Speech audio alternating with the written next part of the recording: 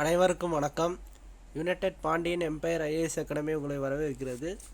இந்த வீடியோவில் நம்ம என்ன பார்க்க போகிறோம்னா, வர டிஎன்பிஎஸ்சி குரூப் 2 அண்ட் 2ஏக்கான ஃப்ரீ கிளாஸஸ் நம்ம லான்ச் பண்ணுறோம். நம்ம அகாடமி சார்பாக ராக்கெட் 2.A பேட்ச் ஆரம்பிக்கிறோம். இந்த பேட்சில் வந்துட்டு முழுக்க உங்களுக்கு எல்லாமே ஃப்ரீயாக தான் கிளாஸ் நடக்கும். இப்போ நமக்கு போதிய நேரம் இல்லாத காரணத்தினால நம்ம இதை வந்துட்டு ஒரு கிராஷ் கோர்ஸ் மாதிரி லான்ச் பண்ணுறோம். இந்த கோர்ஸில் நம்ம எப்படிலாம் படிக்கணும், என்னெல்லாம் பண்ண போகிறோம் அப்படிங்கிறத நான் உங்களுக்கு டீட்டெயிலாக சொல்கிறேன். நம்ம படிக்கிற விஷயத்த எவ்வளோக்கு எவ்வளோ தெளிவாக படிக்கிறோமோ, அதுவும் இல்லாமல் எவ்வளோக்கு எவ்வளோ சுருக்கமாகவோ இல்லை நோட்ஸ் எடுத்தோ படிக்கிறோமோ அவ்வளோக்கு எவ்வளோ நல்லது. ஏன்னா வளவலான்னு எல்லா புக்கையும் நம்ம படிச்சுக்கிட்டே இருந்தோம்னா நம்மளால் கிளியர் பண்ணுறதுக்கு ரொம்ப கஷ்டமாக இருக்கும். நம்ம பாஸ் பண்ணுறதுக்கான ஒரு சில வழிகள், என்னென்ன பண்ணால் என்னென்ன பாஸ் ஆகலாம் அப்படிங்கிறதுக்கான ஒரு சில வழிகளை நம்ம இந்த வீடியோவில் பார்ப்போம். ஃபஸ்ட்டு நம்ம பார்க்க போகிறது என்னென்னா, நம்ம எல்லா கிளாஸும் யூடியூப்பில் தான் வரப்போகுது. யூடியூப்பில் ஒவ்வொரு நாளும் ஒவ்வொரு கிளாஸு வரும். இன்றைக்கி அந்த கிளாஸுக்கான இன்ட்ரோடக்ஷன் கிளாஸ் தான் இது. இதில் எப்படி படிக்க போகிறோம், நம்ம அடுத்து எப்படி கொண்டு போக போகிறோம் நம்ம ஸ்டடீஸை ஃபர்தராக அப்படிங்கிறத நம்ம ஒவ்வொன்றா பார்ப்போம். ஃபஸ்ட்டு விஷயம் கான்ஃபிடென்ஸுங்கிறது நம்ம எந்த அளவுக்கு நம்ம படிக்க தான் இது வளரும். இது எடுத்தோடே வளராது. நிறையா பேர் சொல்லுவாங்க, இந்த மோட்டிவேஷ்னல் வீடியோ பாருங்கள், பார்த்தா உங்களுக்கு கான்ஃபிடென்ஸ் வந்துடும். அப்புறம் வந்துட்டு மாசான ஸ்டேட்டஸ் வச்சுட்டு சினிமா படத்தில் அப்படியே அதோட ஸ்டேட்டஸ் வச்சு பிஜிஎம் போட்டு அப்படிலாம் எடிட் பண்ணி போட்டால் நமக்கு கான்ஃபிடென்ஸ் வந்துடும். அப்படிலாம் கிடையாது. அதெல்லாம் வந்துட்டு அந்த நேரம் பார்க்குற நேரத்துக்கு நல்லாயிருக்கும். அதுக்கப்புறம் மறுபடியும் நம்ம டவுன் ஆயிடுவோம். கான்ஃபிடென்ஸ் எப்படி வளரும்னா, நம்ம இன்றைக்கி நீங்கள் படிக்கிறீங்களா, நாளைக்கு உங்களுக்கு கான்ஃபிடென்ஸ் இருக்கும். நீங்கள் நாளைக்கு படித்தீங்கன்னா அதுக்கு அடுத்த நாள் கான்ஃபிடென்ஸ் இருக்கும். நீங்கள் ஒரு நாள் படிக்கலைனாலும் உங்கள் கான்ஃபிடென்ஸ் லெவல் அப்படியே டவுன் ஆயிரும்.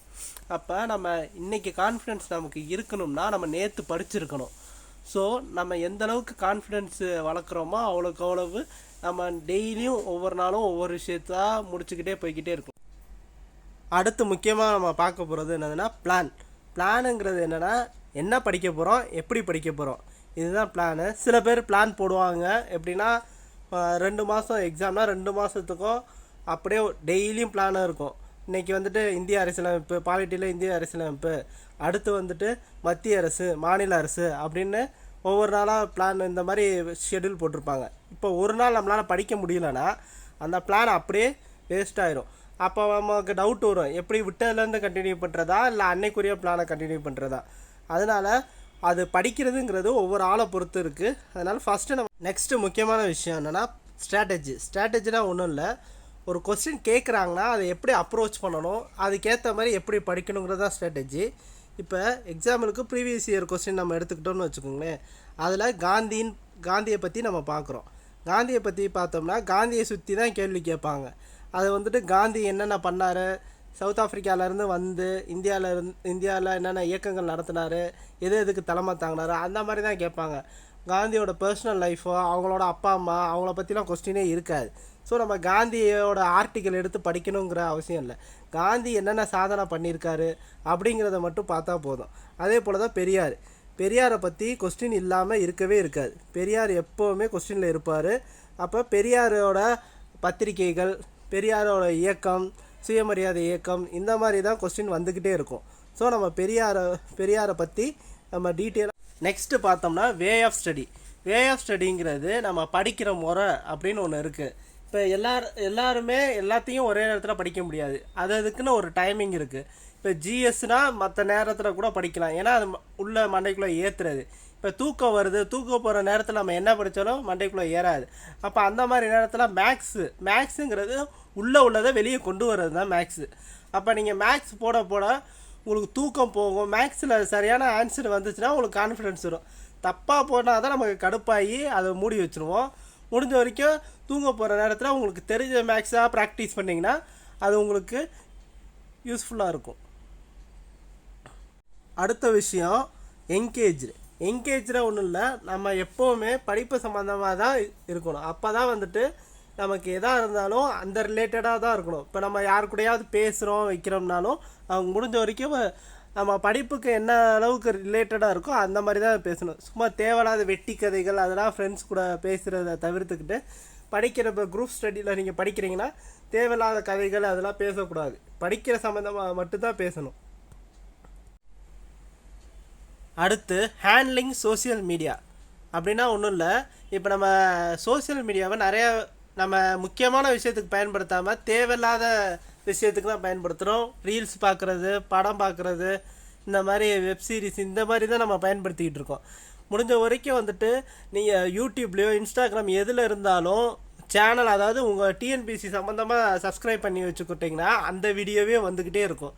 அப்போ அது உங்களுக்கு பார்க்க சரி நம்ம படிக்கணும், இன்னும் படிக்கணுங்கிறத தோணு நீங்களே படிக்க ஆரம்பிச்சுடுவீங்க. உங்கள் மைண்டு டைவெர்ட் ஆகாது. ரெண்டாவது விஷயம், நீங்கள் நிறையா ஆப்ஸ் எல்லாம் ஏற்றி வச்சுக்கோங்க.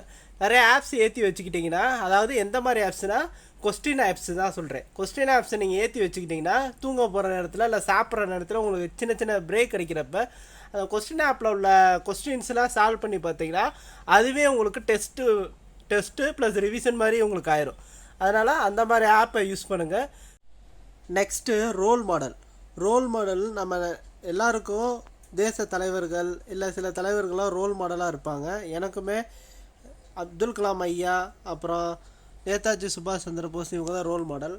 இப்போ அவங்கள மாதிரியே நம்ம வந்துட்டு இன்ஸ்பிரேஷன் ஒரு சில பேரை எடுத்துக்கணும். அவங்க வந்துட்டு எக்ஸாம் எப்படி கிளியர் பண்ணாங்க, அவங்க எப்படி படித்தாங்க, அவங்க ஸ்ட்ராட்டஜி என்ன, அதெல்லாம் வந்துட்டு நம்ம ஃபாலோ பண்ணணும்.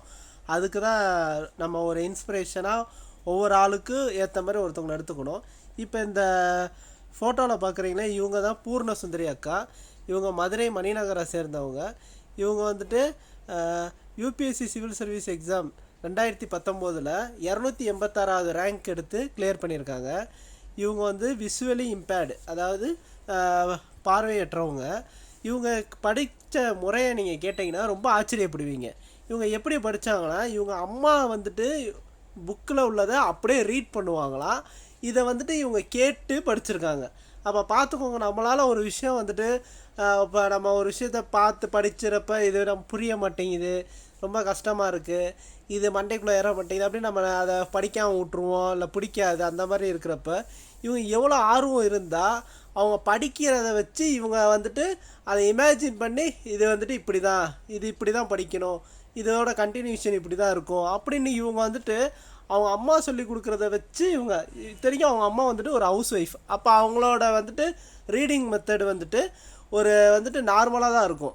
அவங்க வந்துட்டு இவங்களுக்கு எதுவும் சொல்லி கொடுத்துருக்க மாட்டாங்க. அப்போ இவங்களோட ரீடிங் மெத்தடு வந்துட்டு ஒரு நார்மலாக இருக்கிறப்ப இவங்களாக தான் அதை அண்டர்ஸ்டாண்ட் பண்ணி அதை புரிஞ்சுருக்காங்க. இவங்கள பொறுத்த வரைக்கும் இவங்க அம்மா தான் இவங்களுக்கு டீச்சர். அதுவும் இல்லாமல் இவங்க நிறைய ஆடியோ புக்ஸு அந்த மாதிரி கேட்டு அப்படி படித்தாங்க.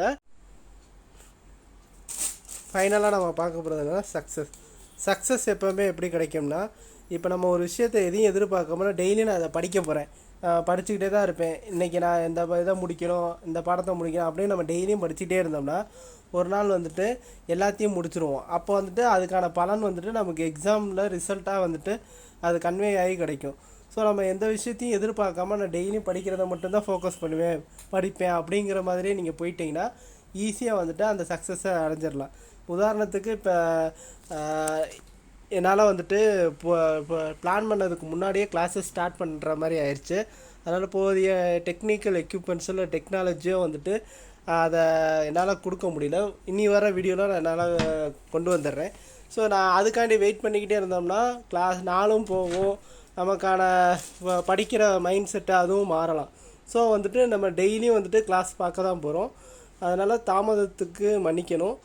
இனி வர வீடியோவில் நான் என்னோடய ஒவ்வொரு இதாக வந்துட்டு நிவர்த்தி பண்ணி உங்களுக்கு என்னால் எவ்வளோ பெஸ்ட்டை கொடுக்க முடியுமோ அதை உங்களுக்கு கொடுக்க பார்க்குறேன். தேங்க்யூ.